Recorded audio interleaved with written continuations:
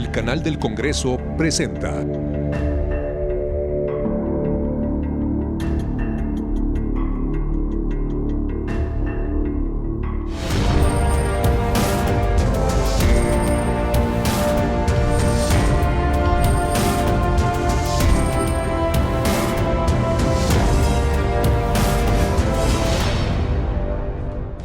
Hola, ¿qué tal? Soy Paulina Usigli y les doy la bienvenida a Cámara Alta. Con la desaparición de 109 fideicomisos, dejaron de existir el Fidecine y el Foprocine, dos fondos que durante mucho tiempo funcionaron como pilares del cine mexicano.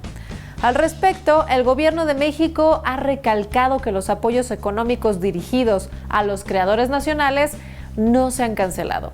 En entrevista, el presidente de la Comisión de Radio, Televisión y Cinematografía, el senador Cruz Pérez Cuéllar, nos explica las razones por las cuales la bancada a la cual pertenece decidió acompañar esta iniciativa.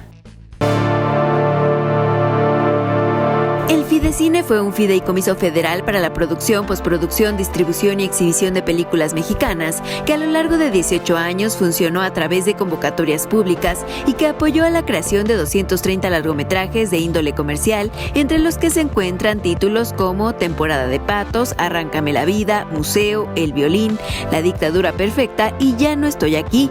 Esta última elegida para representar a México en los premios Oscar 2021.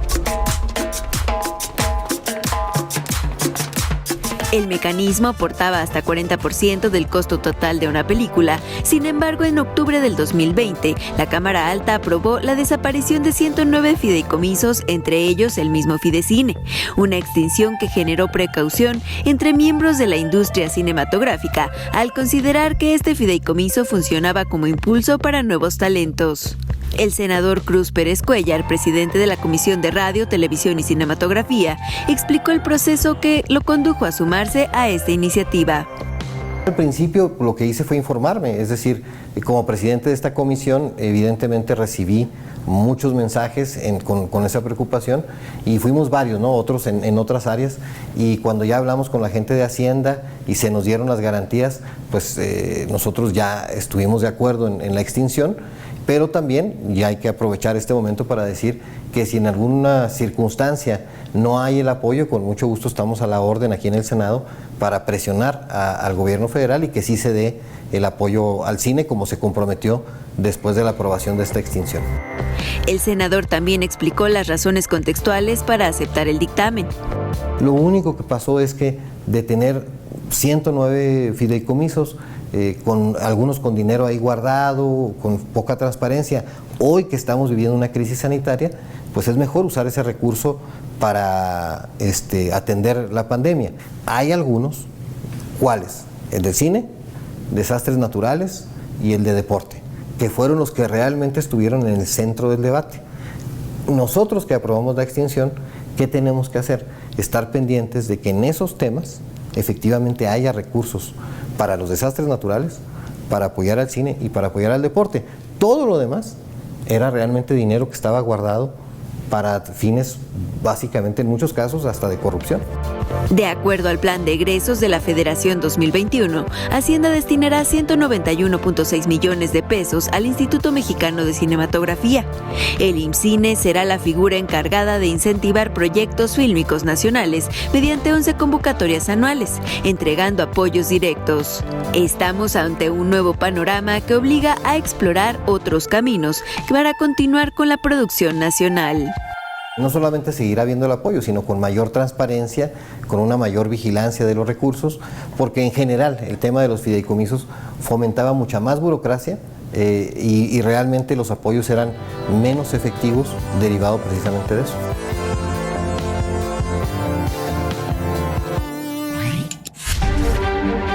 El mundo está pendiente de vosotros, señores, miembros del Congreso Nacional Mexicano, y la patria espera que la honréis ante el mundo, evitándole la vergüenza de tener por primer mandatario a un traidor y asesino.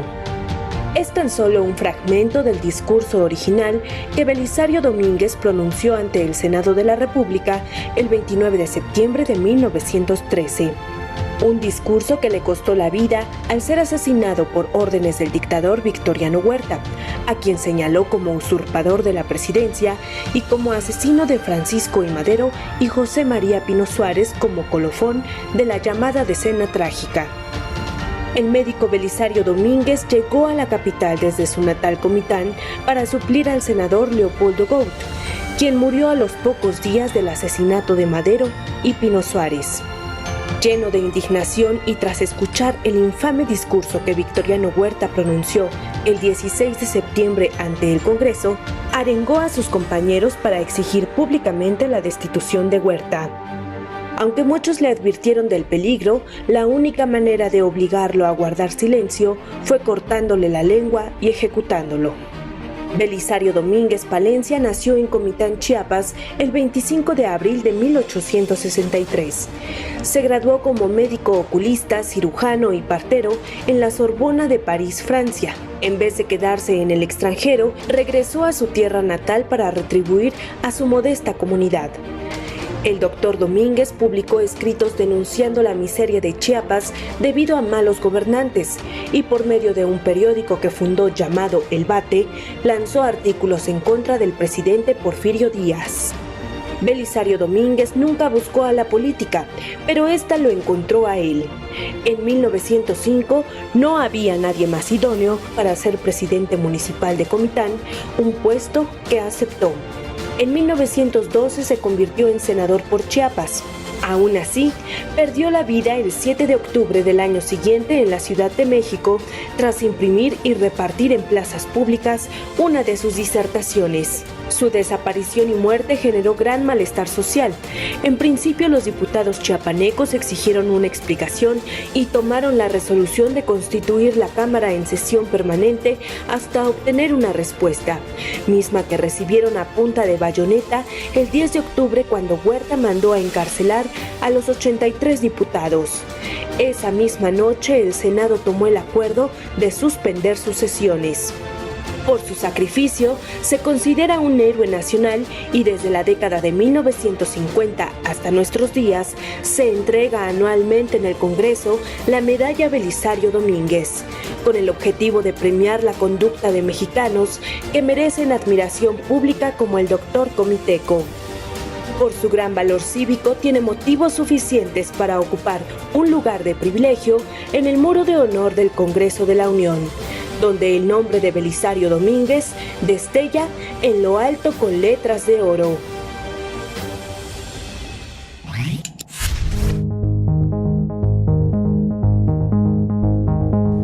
En México se han realizado importantes esfuerzos respecto a la protección de los derechos humanos de las niñas, niños y adolescentes, incorporando desde 2011 el principio de interés superior de la niñez en el artículo 4 de la Constitución. Sin embargo, el balance que cada año realiza la Red por los Derechos de la Infancia deja en evidencia los enormes pendientes en cuanto a supervivencia, desarrollo, no discriminación, protección integral y participación de nuestras niñas y niños y adolescentes.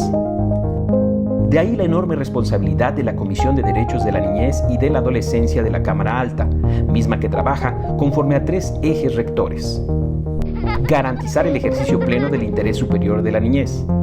Promover y realizar acciones encaminadas al respeto de los derechos humanos de las niñas, niños y adolescentes. Plantear una agenda legislativa sobre los derechos de los niños, las niñas y los adolescentes, atendiendo los principales retos y problemáticas. La Comisión de Derechos de la Niñez y de la Adolescencia es presidida por la senadora Josefina Vázquez Mota y las secretarias que la acompañan son las senadoras Lilia Margarita Valdés Martínez y María Guadalupe Covarrubias Cervantes. Conoce al resto de los integrantes responsables de proteger los derechos de las niñas, niños y adolescentes.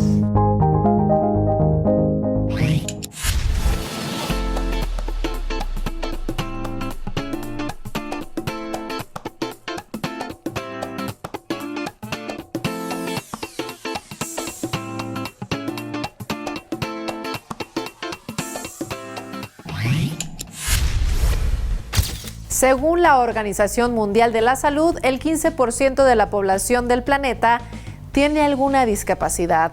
Aunque en México existe la Ley General para la Inclusión de Personas con Discapacidad y el gobierno de nuestro país forma parte de la Convención Internacional sobre los Derechos de las Personas con Discapacidad, las políticas públicas dirigidas a este grupo son insuficientes y muy disparejas a lo largo y ancho de la República. Por esta razón, la Cámara Alta lanzó un exhorto a los gobiernos de los 32 estados del país para que no se escatime en la protección de los derechos de las personas con discapacidad. La Convención sobre los Derechos de las Personas con Discapacidad define a estas personas como aquellas que muestran alguna diversidad funcional de tipo físico, mental, intelectual o sensorial. Ante un entorno que no considera dichas características, las personas con discapacidad se encuentran propensas a enfrentar ciertas dificultades para la participación plena y efectiva en la sociedad y que van desde la accesibilidad de los espacios arquitectónicos y urbanos, la transmisión de mensajes o ideas. En el Congreso, claro que se han hablado y se han emitido algunos puntos de acuerdo pidiéndole particularmente a la Secretaría de Salud y a la Secretaría de Educación implementar los protocolos de comunicación y no solo los de comunicación.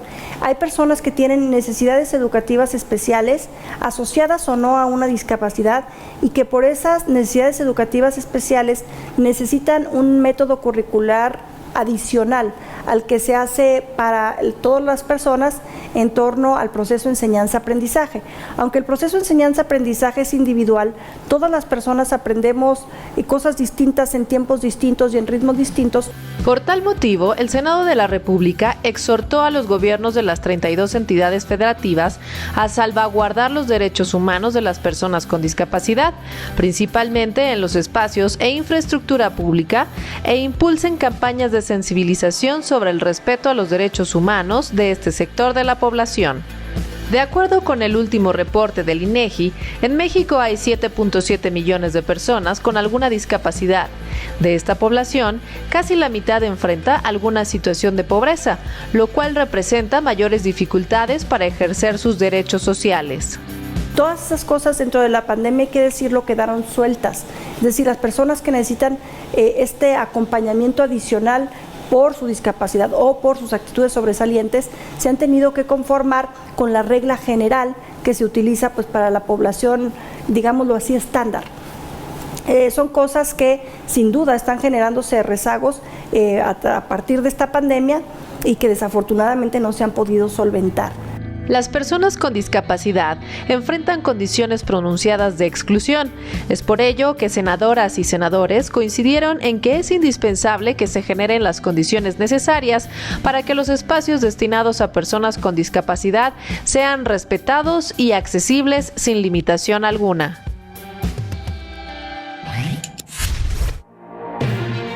Que en los elementos constitucionales de López Rayón se mantuviera la idea de depositar en la figura de Fernando VII la soberanía de esta nación, no fue nunca del agrado de José María Morelos y Pavón. Razón por la cual el hombre del paliacate, en su calidad de capitán general de los ejércitos americanos y vocal de la Suprema Junta Nacional, publicó desde su cuartel en Acapulco, Guerrero, una convocatoria para reunir a representantes de todo el país en un congreso donde se pudiera opinar y gestar ideas para establecer una nueva nación. La primera sesión de aquel Congreso de Anáhuac se celebró el 14 de septiembre de 1813 en Chilpancingo, y desde aquel primer día el generalísimo dejó sembrados no razonamientos ni ideas, sino que fue más allá. Plasmó los 23 sentimientos de la nación que reunían la esencia de la lucha por la independencia y la libertad de la América septentrional. Entre los puntos más importantes, Morelos, en los artículos 1, 5 y 14, expresó que América debía ser libre e independiente de España o de cualquier otra nación, siendo sustituida por una soberanía que emanara del pueblo.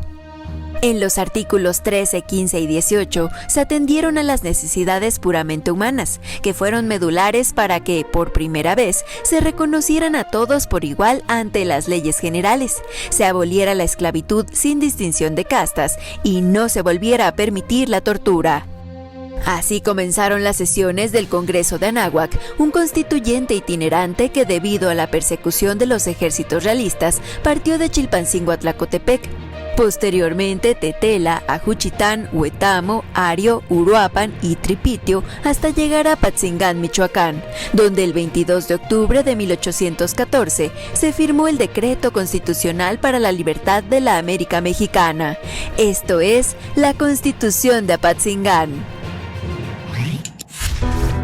El virus de inmunodeficiencia adquirida es el causante del SIDA, una enfermedad a nivel mundial. México ocupa el segundo lugar en América Latina en cuanto a número de infecciones después de Brasil. Se estima que en la actualidad existen más de 225,000 personas que viven en nuestro país con VIH, 77% hombres y 23% mujeres.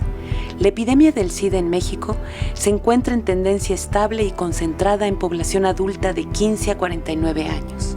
Existen diversos esfuerzos de comunicación, apoyo y acompañamiento a las personas que han contraído esta enfermedad para que puedan convivir con ella y sobre todo para que ejerzan su sexualidad con responsabilidad a fin de evitar contagios.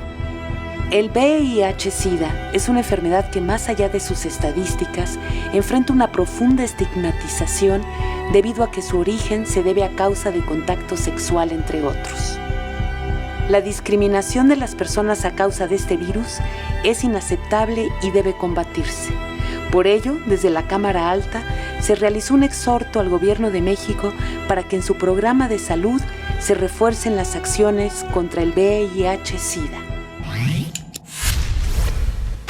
De acuerdo con datos de la Organización de las Naciones Unidas para la Alimentación y la Agricultura, el sector agroalimentario consume cerca de 30% del total de energía a nivel global. Sin embargo, la agricultura es, asimismo, un proveedor fundamental de energía renovable a través de la biomasa agrícola o forestal. Replantear el reconocimiento de las energías limpias como energéticos agropecuarios es indispensable, tal y como lo proyecta la iniciativa presentada recientemente en la Cámara Alta.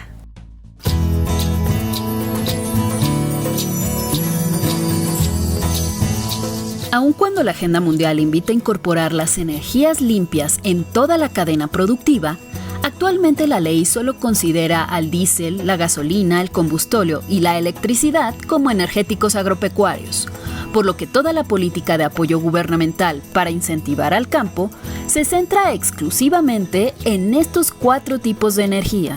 Por este motivo, en la Cámara Alta se presentó una iniciativa para que las llamadas energías limpias como la solar, eólica e hidráulica sean reconocidas como energéticos agropecuarios, se fomente su uso y se otorguen financiamientos por parte del Estado para su implementación.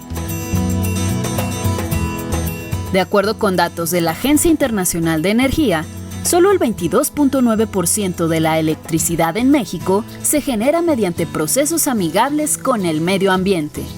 Diversos estudios hablan sobre el uso de alternativas energéticas como la tecnología fotovoltaica, la cual tiene cada vez más aplicaciones agrícolas como abrevaderos para el ganado y cercas eléctricas, mismas que ya tienen una amplia difusión comercial.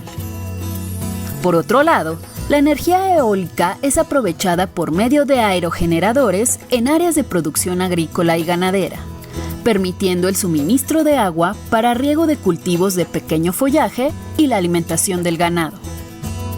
En cuanto a la energía solar térmica, se aprovecha el calor generado por la radiación solar, ya sea en secadores solares o en calentadores de agua aplicados en diferentes procesos relacionados con la agroindustria. La energía de la biomasa se obtiene a través de biodigestores, en donde se utiliza materia orgánica como desechos agropecuarios y por medio de microorganismos se degrada para generar gas metano y otros gases que pueden ser utilizados como combustible.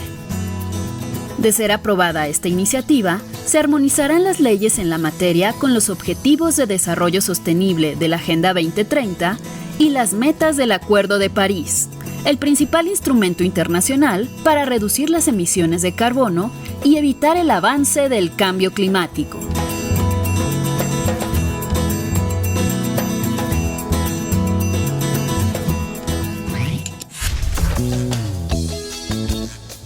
Si Si algo distingue a la 64ª legislatura de la Cámara Alta es la franqueza de sus senadoras, cosa que se agradece y se celebra, sobre todo cuando se manifiestan con alegría y desenfado, cual corresponde al estilo de la senadora Berta Xóchitl Gálvez Ruiz, a quien para completar este perfil habría que añadir que es una mujer combativa, directa, de lenguaje muy directo y aficionada de hueso colorado al Cruz Azul, no importando que la máquina gane, dicen.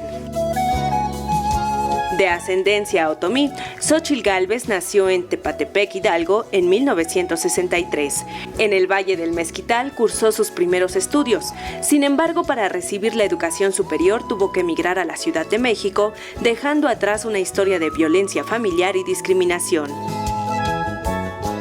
Con mucho esfuerzo y sacrificios, la joven Xóchitl cursó la carrera de Ingeniería en Computación en la UNAM y mientras se especializaba en tecnologías de la información, también forjó su carrera como empresaria, al frente del desarrollo de proyectos que involucran edificios inteligentes y telecomunicaciones.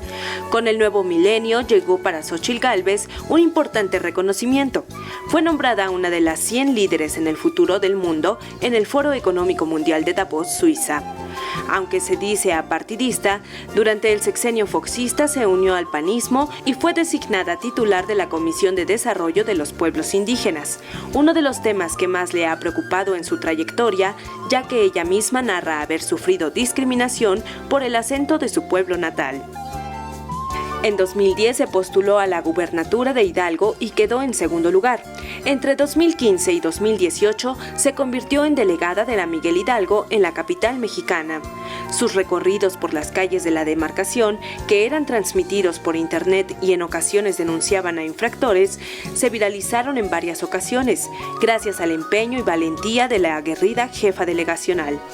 Esta defensora de la movilidad y la seguridad vial se ha caído en su transporte plegable, pero no por ello deja de promover el uso de la bicicleta sobre vías como Paseo de la Reforma, un camino que utiliza para ir a trabajar desde el 1 de septiembre de 2018 en el Senado de la República. Senadora Berta Xóchitl Gálvez Ruiz.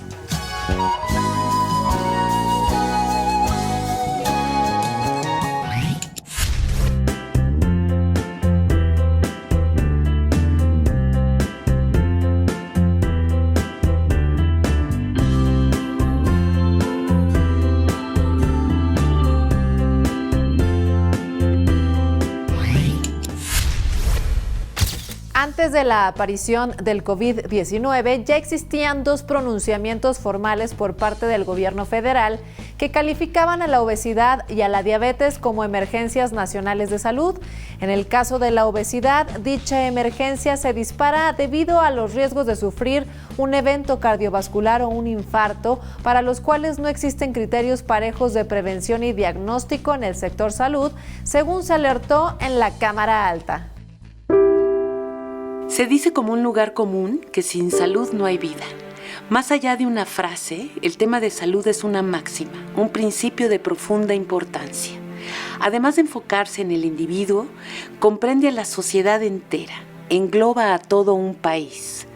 Se podría decir que la salud de una sola persona representa la salud de toda una nación. México ocupa los primeros lugares en el mundo con mayor obesidad en adultos, según la Organización para la Cooperación y el Desarrollo Económico, OCDE. Es una de las enfermedades crónicas no transmitibles que más perjudica a la sociedad mexicana. La obesidad, además de ser una enfermedad en sí misma, es la causa de otras más graves como las enfermedades cardiovasculares, desórdenes en el corazón y en los vasos sanguíneos. Las enfermedades cardiovasculares, los ataques al corazón y los accidentes vasculares cerebrales representan la primera causa de muerte en México y en el mundo. Más del 75% de estas muertes se producen en países de ingresos bajos y medios, pero pueden prevenirse. Los factores de riesgo son el consumo de tabaco, el alcoholismo, la inactividad física y la obesidad. Es por ello que el Senado hace un exhorto con punto de acuerdo para incrementar la inversión en salud a fin de prevenir y atender el creciente número de enfermedades crónicas no transmisibles. El reto es fortalecer cada latido del pueblo de México. Eso es todo en Cámara Alta, pero los invitamos a que nos acompañen en nuestro próximo programa con más historia y cultura parlamentaria, además de lo más relevante en cuanto a la agenda legislativa. Quienes hacemos posible la realización de este programa, agradecemos que nos hayan acompañado en esta media hora y los invitamos a que nos regalen un comentario o sugerencia en los medios de contacto que aparecen en pantalla. Soy Paulina Usigli. Hasta pronto.